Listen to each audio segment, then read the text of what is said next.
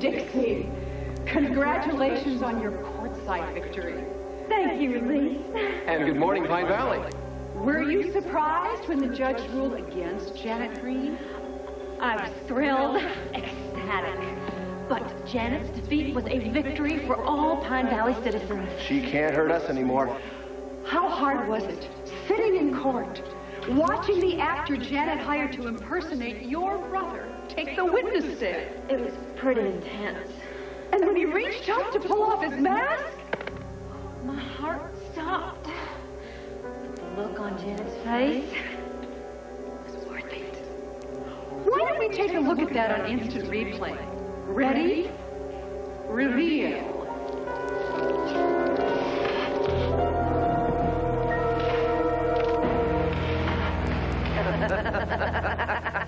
Trick or treat.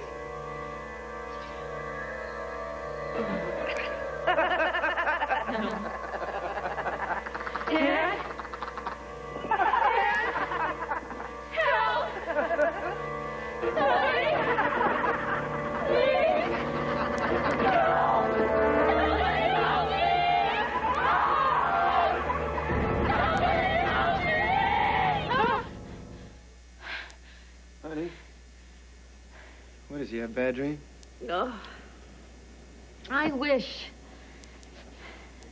Janet Green was just a whole bunch of bad pepperoni pizza before bed. But she's real bad. She won't go away. Janet Green is a very scary part of our lives. I just wish that she would go back to the planet she came from. Maybe it's over. Oh, she's still after us, Dad. Well, she can't hurt us. You weren't in Tanner's office. You didn't hear her parting words. She's not going anywhere until she gets what she's after. That's what she said. And that's Amanda for herself and my head on a platter. Baby, listen, Trevor is not about to let Janet anywhere within a country mile of his kids. She's not going to mess with you, especially with me around. I don't know. She certainly gave it her best shot, making me think I was losing my mind and hiring that actor to impersonate Will. Which reminds me, where the heck did she get all the money to do that, to pay off Justin, huh? It's a good point. The way I see it, her salary probably barely covers her rent at the Pine Cone. What about all the fancy clothing that she was wearing at the courtroom, right? Where'd she get the financing?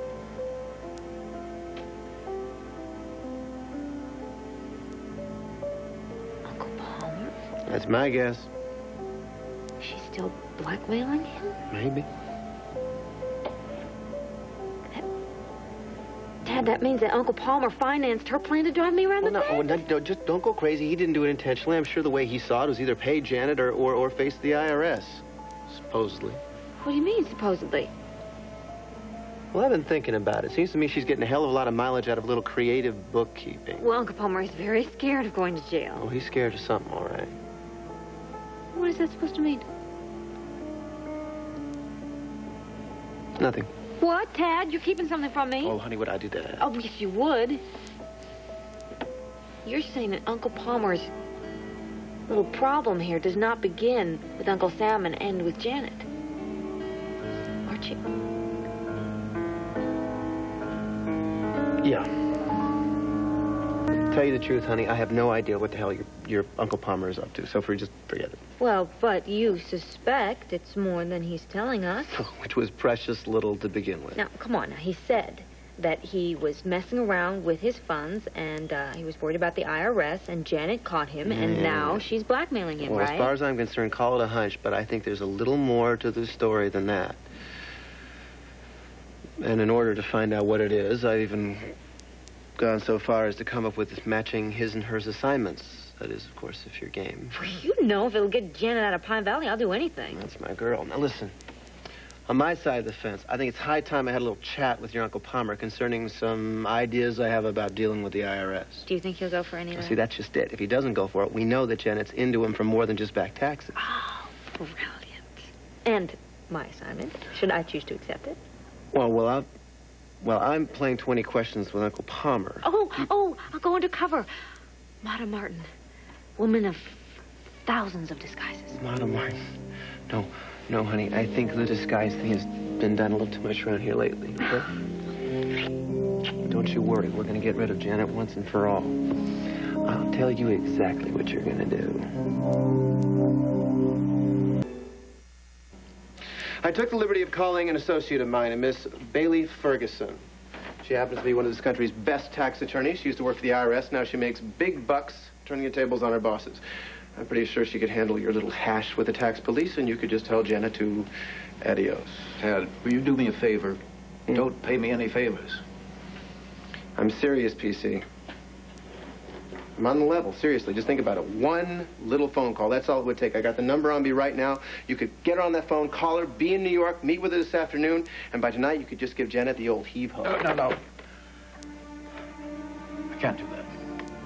Why not? Come on, Palmer, this has gone on long enough. She's got you all hot and bothered about something. It's certainly not the IRS or greed or a couple of floating decimal points. What's really going on between the two of you? I need a legal eagle, and you're the best in town. Please tell me you're not in any kind of trouble. Oh, no. It's Janet. She is in hot water up to her eyebrows. I mean, come on, Jack. You heard her at Tanner's office, you know. I'm not through with Pine Valley. Well, Pine Valley isn't through with her, not by a long shot. So where do I come in? Well, Tad and I want to kick Miss Janet from another planet into another galaxy. But we need the legal muscle to force her into complete and total surrender. So, what do you say, Jack? I'll write you a check for the retainer. Right now, we can get started. I've busted my hump trying to build this business into a going concern, and I simply cannot lose it. I can't. Oh, just get off my back. Come on, PC, you can tell me what broken commandment she got you on, huh? Because it certainly isn't stealing from the government. Unless, of course, Moses left a couple up there on the mountain. I mean, you said it yourself. You worked too hard to just chuck this all in after a little creative bookkeeping. Go away. Where's the body? That's it, isn't it? Thou shalt not kill. Death by deep fat fryer. I know you did it. Don't be ridiculous. Huh? What about bearing false witness? That's lying in case you didn't know.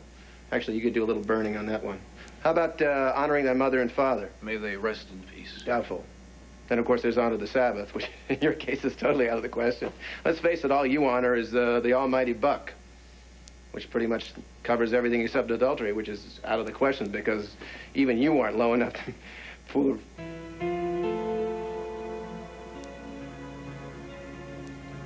No. No. You and... Ew! Ah! Gross! Schifoso! Mm. Why isn't all of that so repugnant? What? You have to ask?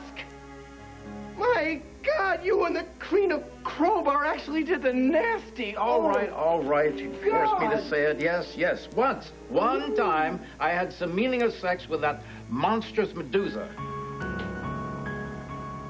Wait a minute. Wait one damn minute. You lying sack of... You've been two-timing my mother. You lying, conniving old dung heap. You put Mama through hell, convinced her the two of you are going to prison simply to cover your cheating butt? Opal is the love of my life. So what? You thought you'd say I love you avec a little roll in the hay with a convicted murderess? Is that it? On blazes, I know who she was. Oh, well, I guess that makes it okay. No, of course not. Oh, Palmer, how? How could you possibly do it? What, did Mama throw you out of the sack again? Yeah, we had a fight. Oh, give me a break. Nobody's that hard up for female companionship. I was drunk. Janet was here. Here? You did it here? With fries? Tell me something, Palmer. Is Janet the first or the last in a long line of chickens you've managed to pluck? Well, you're a fine one to talk. The all-time winner in the mattress Olympics. As I recall, you took home a gold for the mother-daughter relay. Don't kid yourself. If I was the last man on Earth and it was up to me and Janet to re-people the planet, I couldn't possibly sleep with her. So how the hell could you? I told you. We had a fight, and it was over C-Bone Hunk. If you want to blame anybody, you can blame him. Look, I came here, I wanted to have a little peace and quiet. I wanted to have a drink. Janet was here. She was working late. I was in my cups, and Janet was wearing some kind of perfume, so I succumbed to some temptation. I regretted it. I regretted it. I wish that I'd never done it. I tried to put it behind me, but she wouldn't let me. No, she started milking me to finance her dirty deeds. Interesting turn of phrase. Well, I will regret that to the end of my life. I'd never do anything that hurt Dixie and hope to. Well, she'd be destroyed if she found out. You won't tell her. It would serve you right if I did. It just so happens I've got my own little agenda going, and it involves getting rid of Janet, not devastating Mama, so I guess you win by default. No, I won't say anything. Thank you. Save it. I gotta concentrate on getting Janet the hell out of town, whether she knows it or not. Her little reign of terror is about to come to an abrupt end. And there is something you can do for me. You name it. You get on that phone right now. You call the employment agency. You tell them you want another account, a new account, a mail account.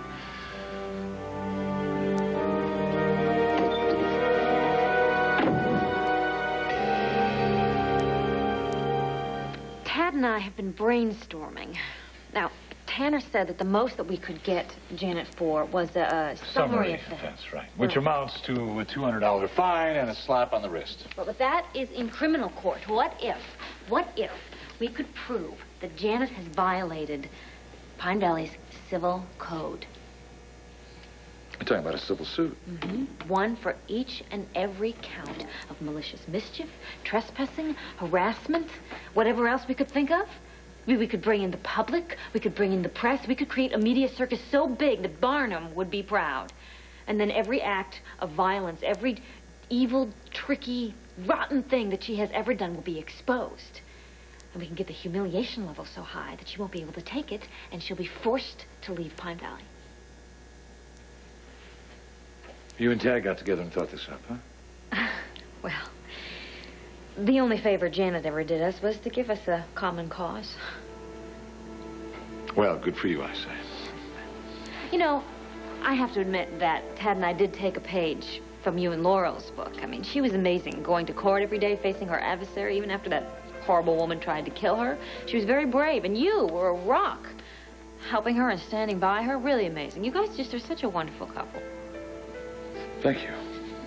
You know, Tad and I would just love to have you over for dinner sometime, you know, to sort of thank you for all the wonderful things that you did for both of us. Well, that'd be really nice. I'll be there with bells on. I think it might be a little awkward for Laurel, though. We've separated. And I'm going to be starting divorce proceedings as soon as possible.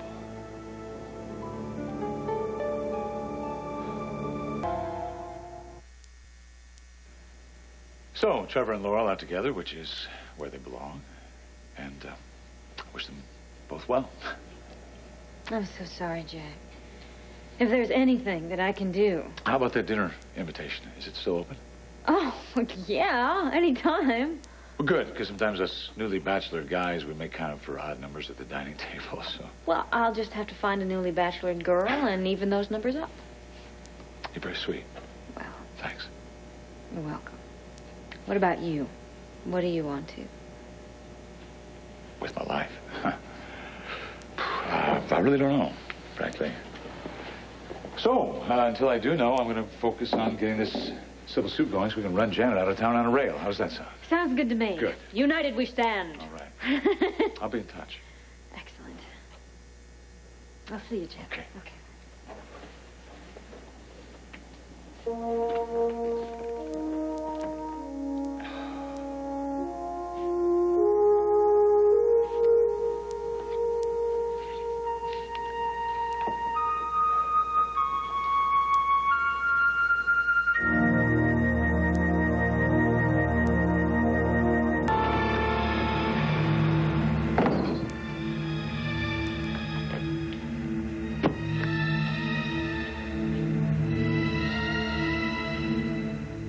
You handled Laurel with all the finesse of a 300-pound gorilla.